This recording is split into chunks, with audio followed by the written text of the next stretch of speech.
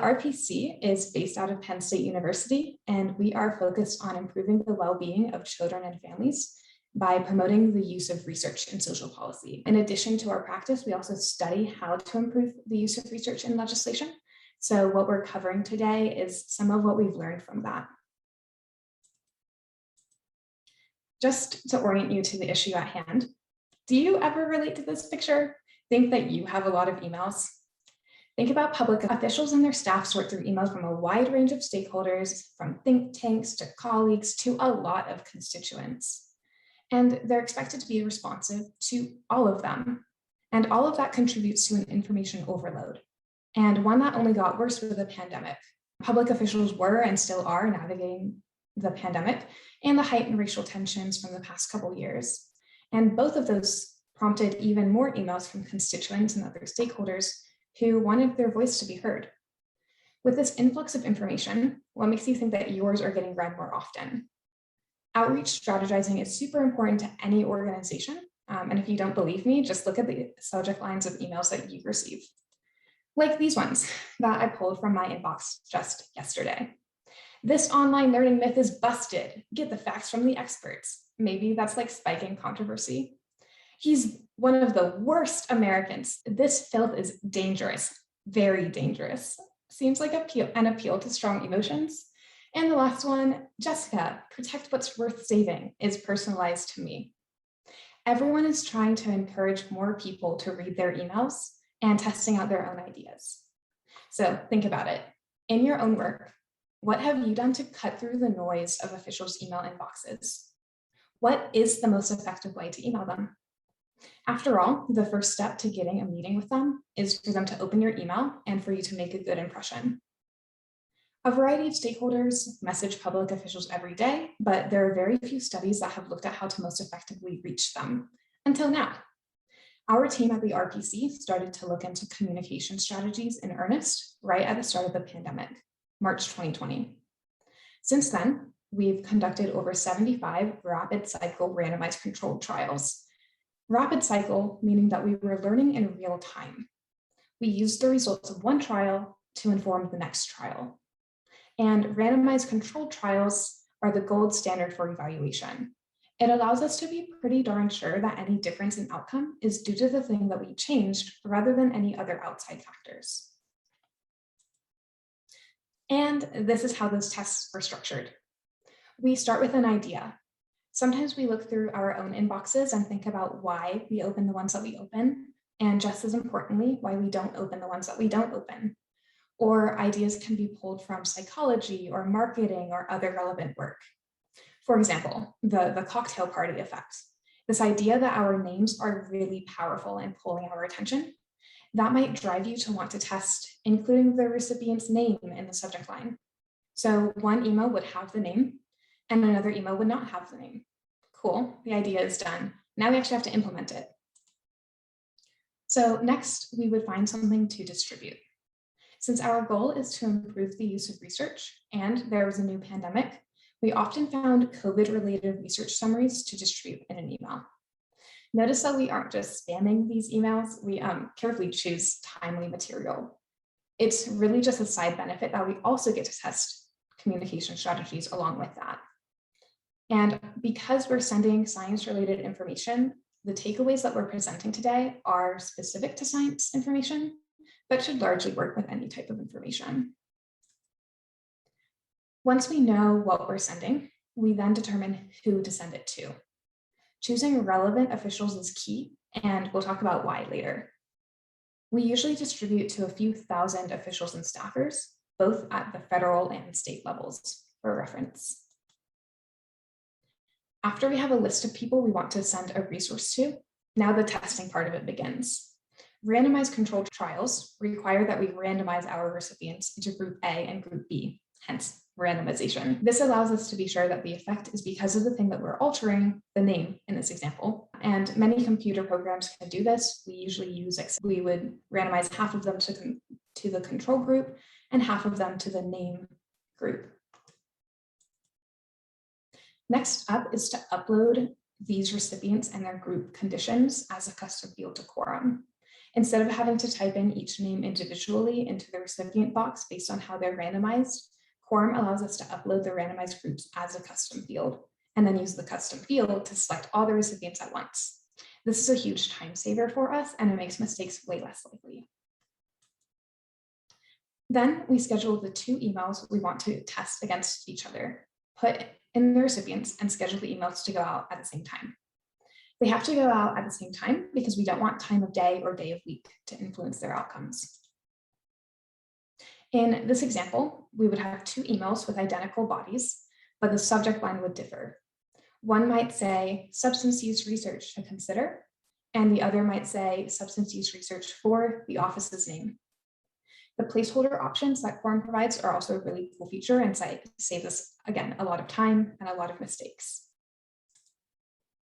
Once the emails go out, we monitor the replies we receive and the open and click rates that Quorum presents on its outbox. This is what the outbox monitoring page looks like, so we can see that the emails indeed went out correctly, and we can get a glimpse of which email is doing better. In this one, we see that the top email has a higher open rate, it's 23 compared to 21, but the second one has a higher click rate. Click meaning clicks the links in the email, rather than just like opening the email, it's like clicking it in your inbox. So this just lets us know that things are going okay. After a couple weeks, we close the data collection by downloading the email reports from the outbox and analyzing it. For you stats nerds out there, we use logistic regression to look at if they opened or clicked at all, and negative binomial regressions to look at how many times they opened or clicked. This difference between a binary outcome and a count outcome is an important one when looking at email data, and I'm happy to give more details about these analyses if you're interested. Just shoot me an email.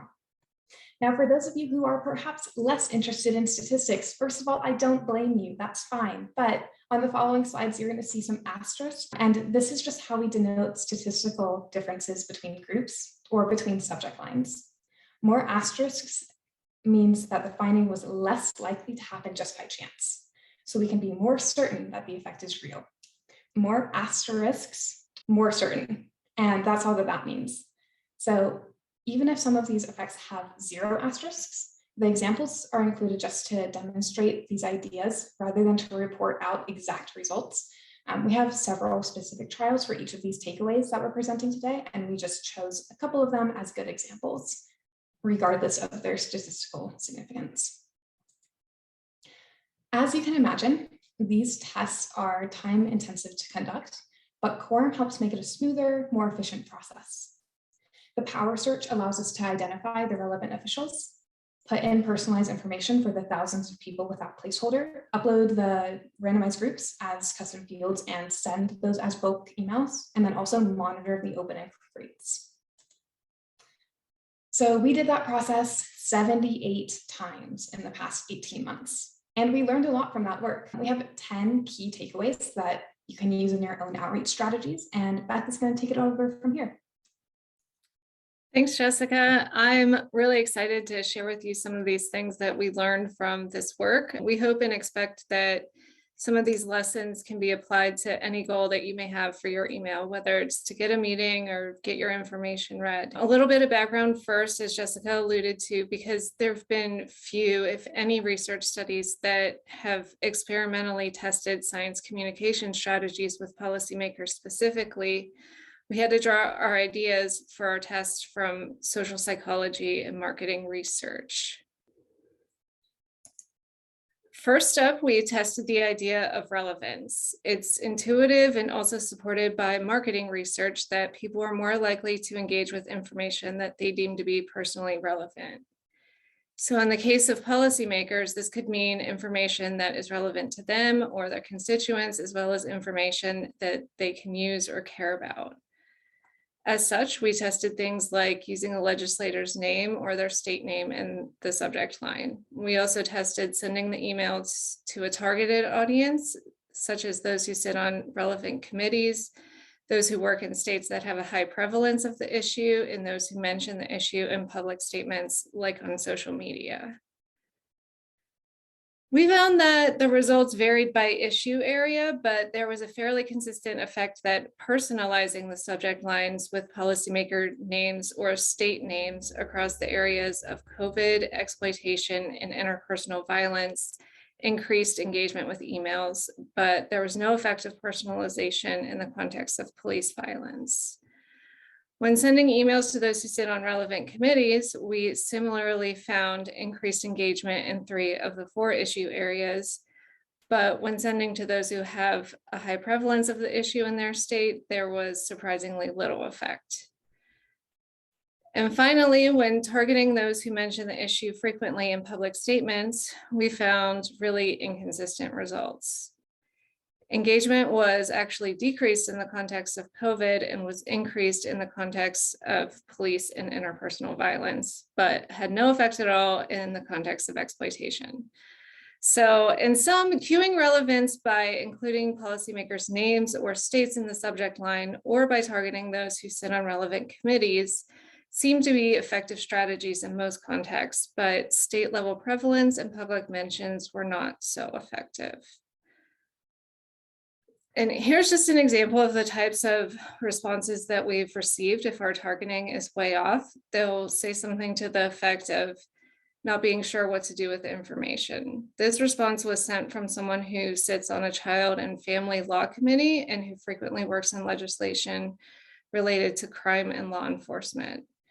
The resource we sent to her was about preventing substance use, but clearly our targeting was way off if she didn't really understand how to use the information we were sending to her. Next, we were interested in testing subject line length because it's also intuitive and supported by marketing research. We tested this by sending short and long emails to approximately 2,000 recipients, with short meaning 2 to 3 sentences that take up no more than 3 lines, excluding the hello and sign-off lines. We found that the short email resulted in almost 100 more clicks on the link in the email compared to the long one. So yes, shorter is generally better, with a few exceptions that I'll get to shortly. We were then interested in whether formatting the email is coming from a person or an organization with fancy newsletter style formatting would be more effective, because it's commonly believed that fancy newsletter formatting should increase credibility and therefore engagement with the email message. At least that's what we believed. However, we were quite surprised to see a very large effect in the opposite direction of what we expected. The plain email coming from a real person resulted in 46% more opens and a whopping 7 times more clicks than the newsletter style email. So it seems that policymakers prefer emails from real people rather than newsletters from organizations.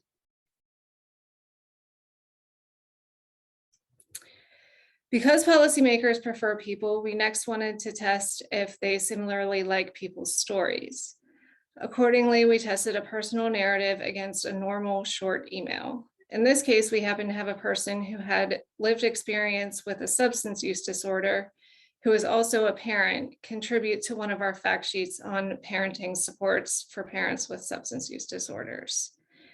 She was willing to share her very personal story in this way and how she personally benefited from a parenting support group, and it paid off. We found that the link in the email with her personal story was clicked on more than the regular one, despite the longer length. So this is one caveat to our previous recommendation. Keep it short unless you're sharing a personal story in this way. And just driving home this point a little bit more, we tested these 3 emails against each other. The first one started off with some statistics regarding the problem. The second one started with a pleasantry, I hope you're having a great week. And the last one started with a researcher introducing themselves. We found that the one that started off with numbers got approximately half as many clicks as the other 2. So policymakers really prefer people. And switching gears just a little bit, we next wanted to test science and research frames because of the increasingly negative light that universities and science is being seen in. Specifically, that academic scholarly work is self-serving and doesn't meet the needs of the public. We first tested 2 science-based subject lines against a control line with the word regarding. And we found that although the science-based subject lines were open slightly less, the link to the research product was clicked 50% more, suggesting that policymakers want to know what to expect. If they get a general email with a subject line that starts with regarding, they don't know what to expect, and they therefore may feel duped or surprised by being presented with a science-based fact sheet. But when the science frame is transparent, they know what they're getting and seem to click on the link more as a result. We explored this more in another trial to see if we could replicate it. In this trial, we tested concerning and regarding against research, and our results were similar. The research subject line had slightly fewer opens, but a lot more clicks on the research product, further supporting the idea that policymakers want science-based emails to be transparent, or they just want to know what to expect. And although we don't have time to present all the trials that tested this, we want to mention that we overwhelmingly found 0 evidence for an anti-science bias, which as researchers, we think is a good thing. Our next recommendation is to just be normal, which sounds like common sense, but when trying to incorporate or test traditional messaging tactics like jumping on the bandwagon, it becomes a little difficult to have a natural sounding subject line. It seems that policymakers have become averse to tactics like this and just prefer normal sounding subject lines. Here we found that what we thought would be the control subject line, or the ineffective neutral one, ended up being the most effective, likely because it was the most natural sounding. We saw this again when trying to test the strategy of evoking emotion and drawing attention, and realize in retrospect how strange a subject line like shocking policy considerations is. Again, we saw here that our subject line, also the most natural sounding and non-clickbaity, ended up being the most effective. It seems that policymakers and staffers have been so inundated with emails that use these tactics that they've come to view them as clickbait and became averse to them.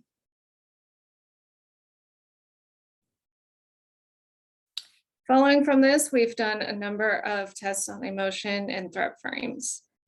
In this first trial, we tested a subject line that included the word information against lines that included the words research and social disparities, and found that the social disparities subject line resulted in the most opens, we think because it can be a hot button issue that's frequently debated in the media, and accordingly, it authentically evoked emotion. Similarly, in our next trial, we tested a solution frame against a threats frame with the thinking that the threats frame would authentically evoke emotion, and because people were more prone to pay attention to things that are threatening or dangerous to them. Indeed, the subject line with the word threats was more effective than the subject line with the phrase new solutions.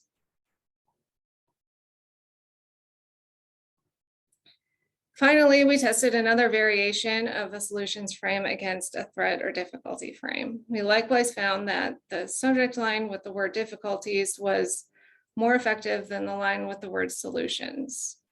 So in sum, using emotional appeal to increase policymakers' engagement with email is slightly complicated because it seems that the emotion has to be subtly evoked, as we see here, rather than overtly mentioned, as we saw with the shocking policy considerations line.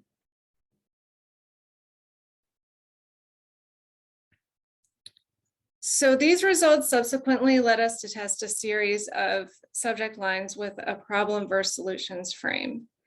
This is just one example from this series where we tested a problems-focused email body against a solutions-focused one. Notice how the first one here mentions how children are vulnerable and that the dangers that parents and schools must address, while the second one discusses the unique opportunity that parents and schools have and the feasible measures that can be taken to ensure that children are safe online. So the first one is the problems one, and the second one is the solutions one. And we found that although the problems focused one had more opens, the solutions focused one had more clicks.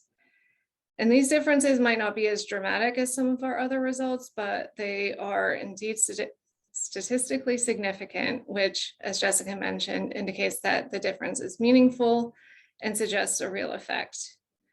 So our thinking here is that a problems frame may attract attention, but it can also hinder action. We need to do more work to further explore this, but work from the Frameworks Institute, which is a group that tests different message frames with the general public, have shown that messages that convey a sense of high urgency and high efficacy work best. So it may not be an either or thing, but rather that both the problem and solution are needed to convey both that there's indeed a problem, but also that something can be done about it. And through all this testing, we became interested in the email behavior of policymakers. Do they always open emails sometimes or never? We thought that it might be similar to the general public, where there's a small group of people who always open and keep a clean inbox, and larger groups of people who never or only sometimes open emails. I'll start with the good news that approximately 20% of recipients open every email. The bad news is that a larger percent, approximately 45%, never open. The rest, approximately 35%, rarely or sometimes open. It's this group that dissemination teams may benefit the most by figuring out how to reach, since their behavior seems to be the most malleable. Finally, what might be one of the most important takeaways is that context matters. Outside events and the current politicization of a given issue might be stronger than any messaging strategy. What works in one context might not work in another. In this series of trials, we found that the problems frame boosted engagement with the emails disseminating research products to policing and students, but not racial disparities in housing. We're showing this slide again just to further reiterate this point. Even strategies that are generally effective, like personalization, may not work 100% of the time. And this exact reason takes us to our final takeaway, that evaluation is necessary. Evaluation is also necessary because what might seem intuitive might not actually be all that effective, as we saw with the plain formatting compared to the newsletter formatting. But you won't know unless you evaluate it. So as such, evaluation capacity should be integrated into dissemination efforts and maintained to understand what works and what doesn't when trying to reach policymakers via email. And now I'll hand it back to Jessica, who can recap and cover anything I forgot to mention. Thanks, Beth. So I know that was a lot of information in a short amount of time, but all of these tips are available at the site linked on this QR code, which you can scan through the end of the session. It's on the rest of our slides. But to recap, so it's important to make whatever you're sending relevant to the official, whether that means including their name or state name in the subject line, or targeting based on their committee assignment. Whatever you send, be sure to keep it as short as possible, with the exception of personal stories. Personal stories are counted out of this because policymakers really prefer people, hearing from them and understanding their stories. Because they prefer people, you should take steps to be like a real human person instead of trying to trick them into opening your email by making it sound like there's something else inside. Transparency is key. If you see an email that says cute dog pictures and you open it to find turtle pictures instead, you might be a little annoyed, even if the turtle pictures are also cute. Perhaps an overarching way to capture these takeaways is to be normal. Sound like a human. Make sure that it sounds like something you would actually send to like your colleague. Because it's so important to be normal, it makes emotional appeals really complicated. If you can authentically evoke emotions, then it might help. But if it comes off as forced or inauthentic, it might hurt. One way you could authentically evoke emotions is appealing to problems about rather than solutions for an issue. But we see that might also backfire. People might open the problems framed one more, but would also maybe get overwhelmed with the size of the problem, and that would stop them from taking action. Instead, a solutions frame might promote action, though it may receive lower open rates. No matter what methods you use, you have to keep in mind that 1 in 2 will never open the email, and 1 in 5 will always open it. So it's that middle part that you can really target with strategies. Given the fast-paced nature of policy and the national attention, these strategies won't always be effective in every case. Even our strongest strategies fail sometimes. And like I said before, this is about scientific information. These could have very different results for different issue areas. And because of that, it's crucial to include this testing as part of your outreach efforts. There's certainly more to learn in this area, and we can't do it alone. A huge thank you to our Messaging Trials team and our supporters, Taylor, Rachel, Mary, Kat, Brittany, Max, and Chala, without whom none of this work would have been possible. And thank you to our attentive audience. You can follow us on Twitter or shoot us an email if you want to keep in touch. Otherwise, I think we're ready to move into Q&A. I see in the short versus long email test, did it matter where the link was placed in the email? If the link was higher in a longer email, did that matter? We didn't test that. To my knowledge, we usually put the link at the end and on its own. We've had some issues where if we embed the link, like we're like, read it here, and then we embed the link on those words, then they'll respond to us saying, can you send it in a different way? Because we can't click on links that aren't actual. They think that you're going to give them an error, or sorry, words are hard. Give them, Beth, what is the word I'm looking for? A virus. Okay, I was not sure what you were trying to say, but yeah. Okay, well, great. My brain caught up, so we're here now. But do you remember if we tested that otherwise? No, we didn't. But I would say keep it higher generally, but you also want to balance that with being personal and getting your message across, conveying the importance of the link. Yeah, if you were just saying, here, read this, and then you give your spiel below it, I'm not sure, like that would maybe come off as weird. And then that would go against the whole just be normal thing. Right, agreed. Why should I read this? Yeah. Okay, next question. Can you talk more about who specifically the emails went to? Was it the policymakers' information email, or their chief of staff, or the staff covering each issue? And do you disaggregate by state to account for how different states provide administrative support for policymakers? That is a great question. We think a lot about it. In most of our analyses, we do break it up by officials and staffers, like we can include that. And we find, actually, surprisingly to me at least, that officials open the emails at a higher rate than the staffers do. We don't send it to necessarily the chief of staff. We send it to all of the staff for officials. Sorry, for state level, we send it to all of their staff. For federal level, we target based on their issue area. So like the area that they work on. Anything to add to that?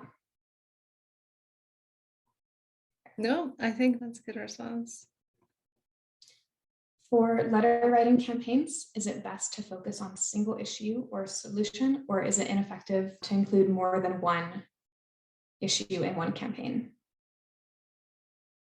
That's a good question. We haven't studied letter writing campaigns, but based on the work that we have done, I would say it doesn't matter the number of issues as long as you're getting at what I was talking about with the Frameworks Institute. If you're conveying a problem, you also have to convey the solution.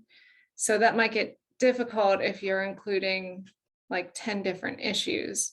But if you have just a few issues and you can say the solution, what can be done about it, then that might be more effective. From an analytics perspective, I think we have considered including different issue areas in the same email campaign, but we have decided against it because it's then really hard to decide whether someone opened that email more times because of this issue or because of that issue. And so we just tend to not allow that complexity to happen because we want cleaner results. Next question, have you made it publicly available which policymakers never open emails and which ones usually do, like in a scorecard format? As a constituent, I'd love to know which camp my reps are in.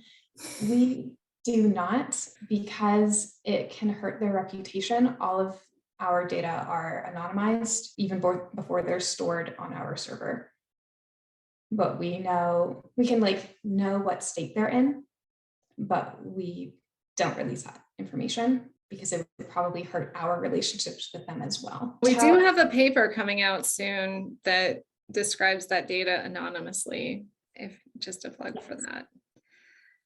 Yes, it will be coming out soon. That's exciting. It's the one that of course it would be the one with the circle with the pie chart. Okay, that's fine. Can you tell if an email is forwarded to a staffer who reads then summarizes? No, we can't. That's actually one of the big things. So when we say one of our emails gets more opens or gets more clicks, it's actually just like the email itself based on its intended recipient. Sometimes we get open rates back that are in the hundreds. And I don't know about you, but I never open emails 100 times unless it's oh, is my order delivered yet? I don't know. But usually so it must be forwarded. So we assume that if there's a stronger or a higher number of opens that it was forwarded. Same thing with clicks. Anything, Todd? Mm-mm.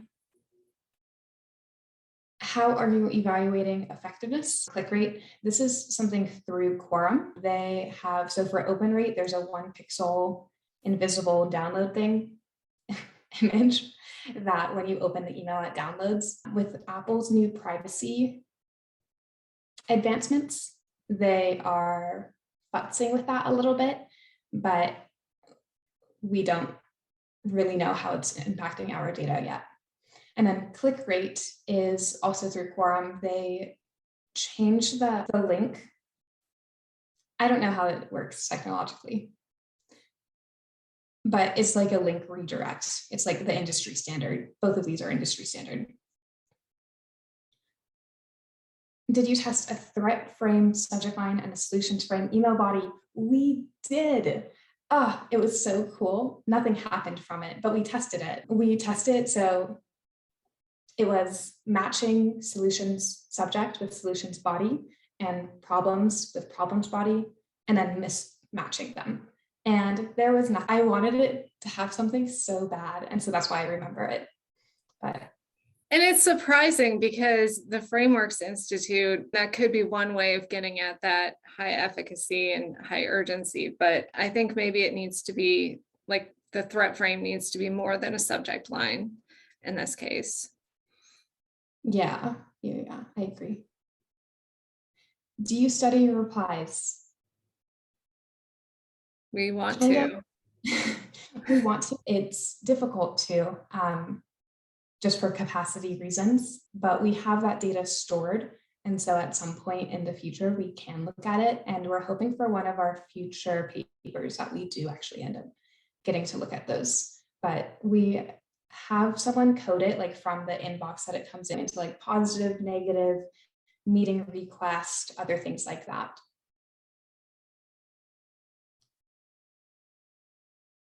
What are other things we really want to test? We have a wish list of things we want to test, so many things. I know for me, I'm personally interested in substance use issues and the power of sharing personal lived experience and how that might increase engagement with emails. So that's what I'll be exploring further. Jessica, what do you really want to test? The one that I've been really on lately has been the what versus how framework. So it's also pulled from Frameworks Institute, but it's also, anyway, the what framework being just how prevalent is this problem? And the how framework is why does this problem exist? What are the structural influences there?